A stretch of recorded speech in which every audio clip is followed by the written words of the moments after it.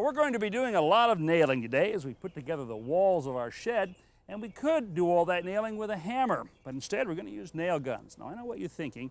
Nail guns are professional tools. Well, not so today. You can buy a starter set, for example, that includes a compressor, hose, and a small nail gun for around $200. Or you can rent these from tool rental shops. The whole works.